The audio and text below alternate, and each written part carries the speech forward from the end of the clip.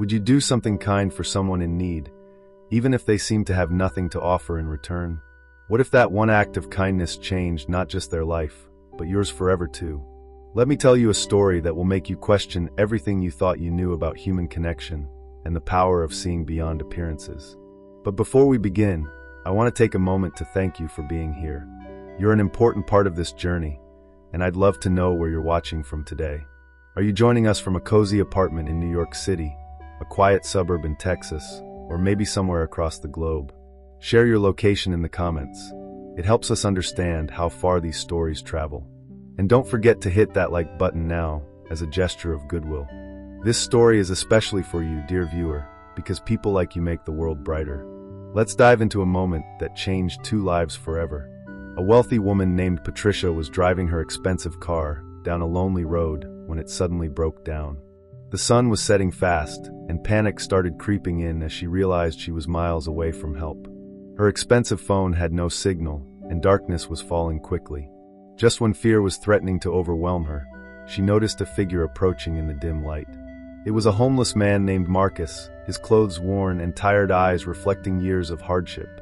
But what happened next wasn't what either of them expected, and it would leave Patricia in tears for reasons she never could have imagined. Patricia stood beside her sleek silver car, her perfectly manicured fingers tapping nervously against her designer handbag. The engine had made an alarming clunking sound before dying completely, leaving her stranded on this desolate stretch of road. She glanced at her watch, 7:15 p.m., and felt a shiver run down her spine. These parts weren't safe after dark. What was she going to do? Her mind raced through worst-case scenarios. Would someone dangerous find her first? Would she have to spend the night here alone? The headlights of passing cars seemed to mock her situation as drivers sped past without a second glance. Why would they stop for someone who looked as put together as she did? They probably assumed she had everything under control. Marcus had been walking along the shoulder of the road for hours, his worn-out sneakers crunching against the gravel. He'd learned to keep moving. Standing still meant thinking, and thinking often led to remembering things he'd rather forget.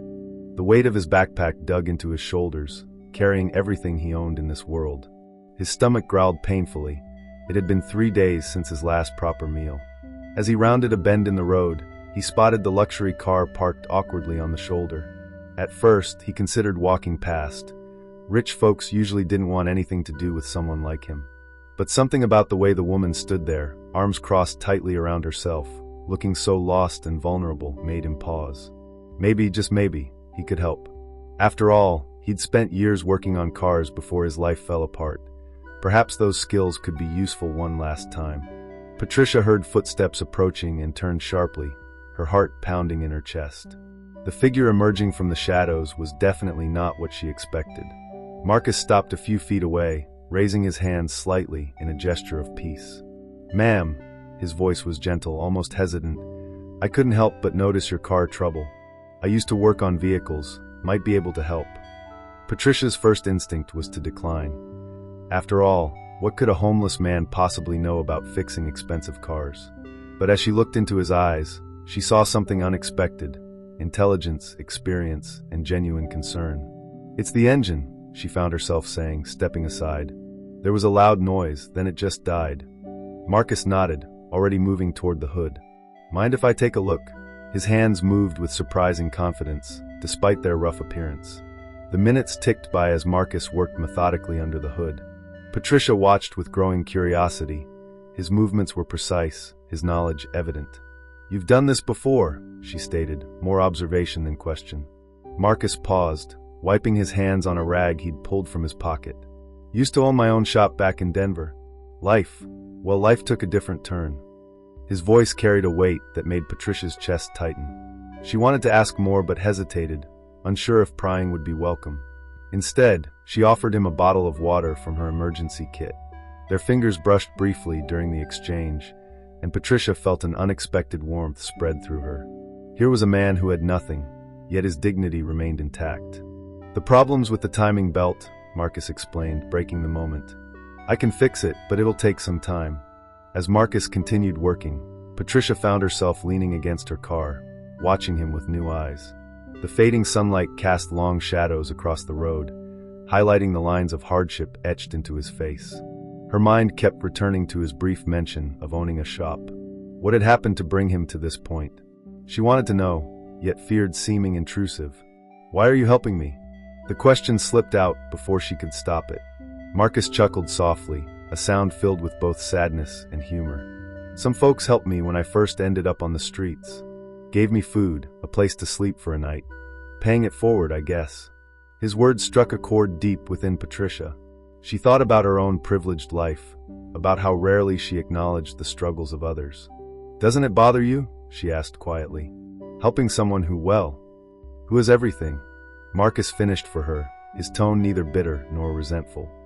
"Life isn't about keeping score, ma'am. Sometimes doing the right thing is reward enough." The temperature dropped noticeably as true darkness settled in. Patricia retrieved a flashlight from her trunk, holding it steady while Marcus worked.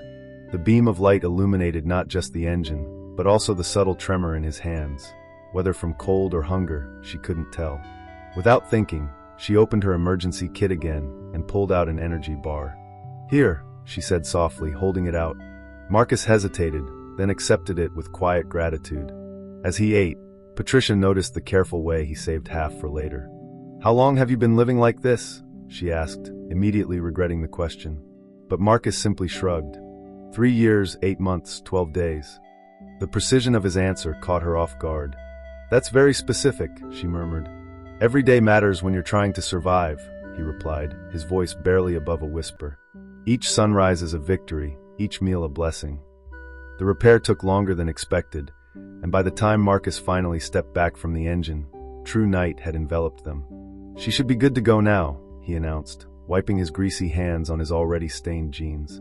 Patricia felt a surge of relief mixed with something else. Admiration? Gratitude? Something deeper? "I don't know how to thank you," she admitted, opening her wallet. Marcus raised a hand, stopping her. "No payment needed, ma'am. Just glad I could help." His refusal startled her.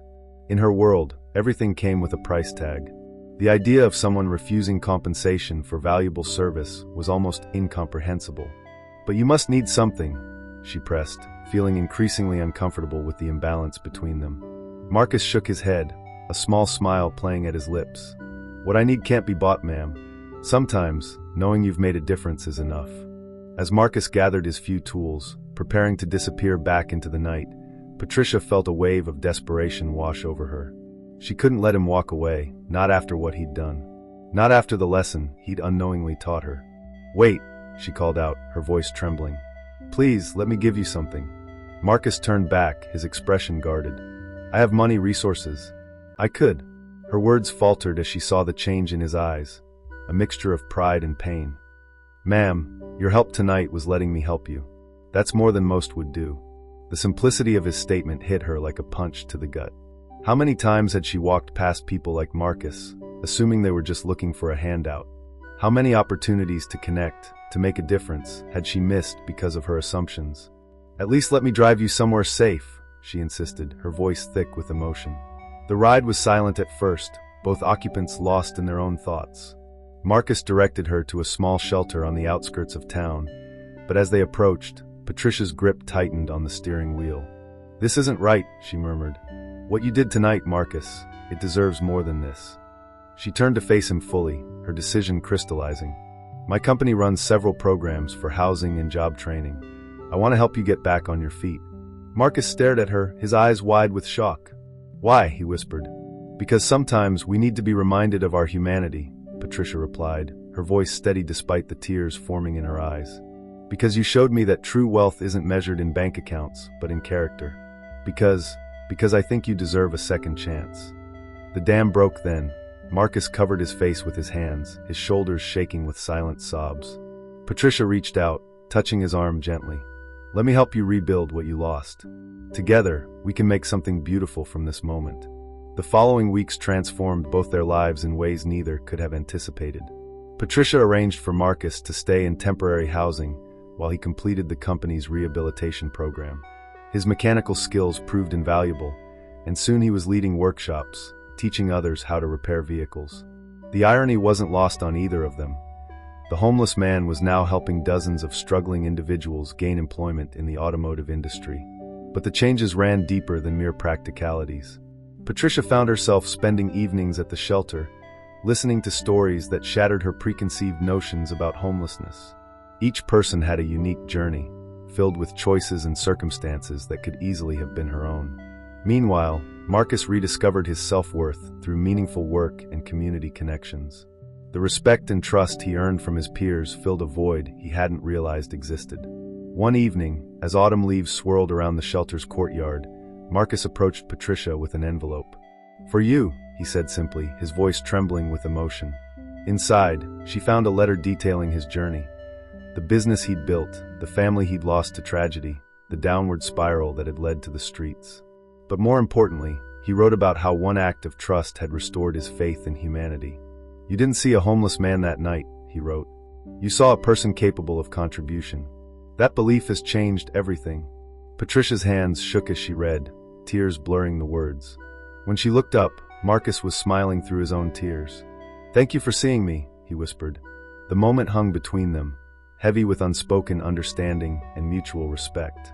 Their story spread through the community like wildfire, inspiring others to look beyond surface appearances. Local businesses began partnering with Patricia's company to create more opportunities for those struggling to rebuild their lives.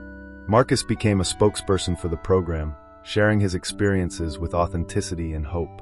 Yet the most profound change occurred within themselves. Patricia learned that true leadership meant recognizing potential in everyone, regardless of their current circumstances. Marcus discovered that his worth wasn't defined by his possessions, but by his ability to contribute and inspire others.